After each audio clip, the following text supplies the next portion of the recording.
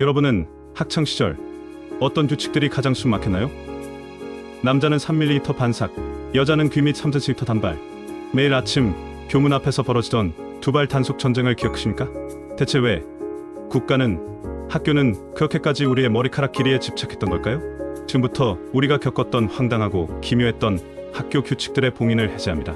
그리고 그 규칙들 속에 숨겨진 때로는 슬프고 때로는 어이없는 진짜 이유를 알고 나면 우리의 학창시절이 한편의 블랙 코미디였다는 사실을 깨닫게 될 겁니다. 특히 1위 규칙의 탄생 배경은 국가 안보와 직결된 문제였습니다. 5위는 지금도 이어지고 있는 신뢰와 문화입니다. 전 세계적으로도 한국과 일본 등 일부 국가에만 있는 독특한 문화죠. 5위는 너무나 당연하게 신뢰와를 신지만 외국인들 눈에는 매우 신기한 풍경입니다. 이 문화는 언제부터 왜 시작되었을까요? 그 시작은 가난 때문이었습니다. 1970년대 이전까지 우리나라 대부분의 길은 비포장도로였습니다. 비가 오면 진흙탕이 되기 일쑤였죠.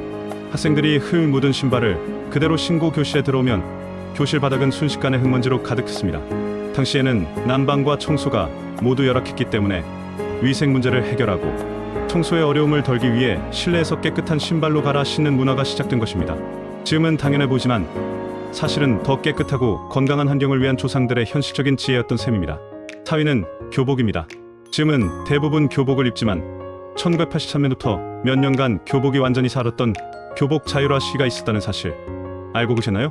그런데 왜 자유를 줬다가 다시 빼앗아간 걸까요? 교복 자율화는 전두환 정부가 학생들의 개성과 자율성을 존중한다는 명분으로 시행했지만 사실은 독재에 대한 학생들의 관심을 다른 곳으로 돌리려는 우민화 정책의 일환이라는 비판이 많았습니다. 진짜 문제는 그 이후에 터졌습니다. 학생들 사이에 값비싼 옷 경쟁이 벌어지면서 위화감이 조성되고 가계 부담이 커지며 심지어 옷을 뺏는 학교 폭력까지 급증했죠. 개성 존중이라는 이상이 빈부격차라는 현실의 벽에 붙인 겁니다.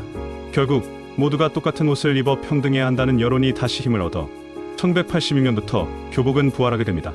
교복의 역사는 개성과 평등이라는 두 가치 사이에서 끝없이 시소게임을 해온 우리 사회의 고민을 그대로 보여줍니다. 3위는 지금은 사라진 악몽, 체력장입니다. 1977년부터 시작된 이 제도는 학생들의 체력 수준을 측정해 대입과 고입에까지 반영했습니다. 공부도 힘든데 왜 국가는 학생들에게 팔굽혀펴기 개수까지 강요했던 걸까요? 체력장의 탄생 배경에는 박정희 군사정권의 강력한 국가주의가 있었습니다. 체력은 곧 국력이라는 구호 아래 미래의 산업 여군이자 유사시에는 총을 들고 싸울 수 있는 강한 국민을 길러내라는 목적이 강했죠. 즉 개인의 건강 증진이라는 목적보다는 국가 발전에 이바지할 수 있는 표준화된 신체를 만들려는 국가의 의지가 담겨있던 제도입니다. 심지어 체력장 종목 중 총류탄 던지기는 누가 봐도 군사훈련의 연장선이었죠. 우리 학창시절 체력장 점수에는 냉전 시대의 서늘한 공기가 배어 있었던 것입니다.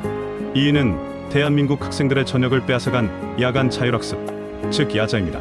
전 세계 어디에서도 찾아보기 힘든 이 기묘한 제도는 대체 왜 생겨난 걸까요? 학생들을 더 공부시키려고? 사실 야자의 시작은 공부를 시키려는 목적이 아니라 못하게 막으려는 목적이었습니다. 1980년 전두환 정부는 교육 정상화를 명분으로 과외를 전면 금지합니다. 부모의 재력에 따른 교육 격차를 없애겠다는 것이었죠. 하지만 학생과 학부모들의 불안은 극에 달했습니다. 학교는 이들을 안심시키고 동시에 불법적인 비밀 과외를 막기 위한 수단이 필요했습니다. 그 해답이 바로 학생들을 밤늦게까지 학교에 붙잡아 두는 것, 즉 야자였습니다. 학교에 남아 자율적으로 공부하게 한다는 명분 아래 사실상 학생들을 사교육 시장으로부터 격리시킨 것이죠. 야자는 과열된 교육열과 사교육 금지라는 국가 정책이 충돌하며 만들어낸 우리 교육사의 슬픈 기형아였던 셈입니다. 대망의 1위, 우리의 개성을 가장 억압했던 상징, 두발 규제입니다. 학생은 학생다워야 한다는 이유, 하지만 그 학생다움의 기준은 왜 하필 짧은 머리였을까요? 여기에는 놀랍게도 반공 이데올로기와 국가 안보의 논리가 숨어 있었습니다. 1970년대 서구에서는 장발로 대표되는 히피 문화가 유행했습니다. 기성세대에 저항하는 자유의 상징이었죠. 당시 군사정권은 이 장발 문화를 퇴폐적인 서구 문화이자 사회에 저항하는 불온한 사상으로 규정하고 강력하게 단속했습니다. 특히 북한과의 체제 경쟁이 치열했던 시절 학생들의 단정한 짧은 머리는 자유분방한 개인주의를 억압하고 국가에 순응하는 단결된 국민의 모습을 보여주는 상징으로 여겨졌습니다. 심지어 머리가 길면 북한 간첩과 구분이 안 된다는 황당한 논리까지 등장했죠. 우리의 머리카락 길이 하나에도 냉전 시대의 이념 대립과 국가의 불안이 깊숙이 개입되어 있었던 것입니다. 가난, 빈부, 격차, 국가주의, 교육열, 그리고 반공 이데올로기. 우리가 겪었던 학교 규칙들 속에는 이처럼 그 시대의 얼굴이 고스란히 담겨 있었습니다. 얘는 웃으며 말할 수 있는 추억이 되었지만 그 규칙들이 왜 생겨났는지를 이해하는 것은 우리가 어떤 시대를 거쳐 지금에 이르렀는지를 되돌아보는 의미 있는 여정이 될 것입니다. 여러분의 학창 시절에는 또 어떤 황당한 규칙이 있었나요? 댓글로 여러분의 추억을 함께 나눠주세요.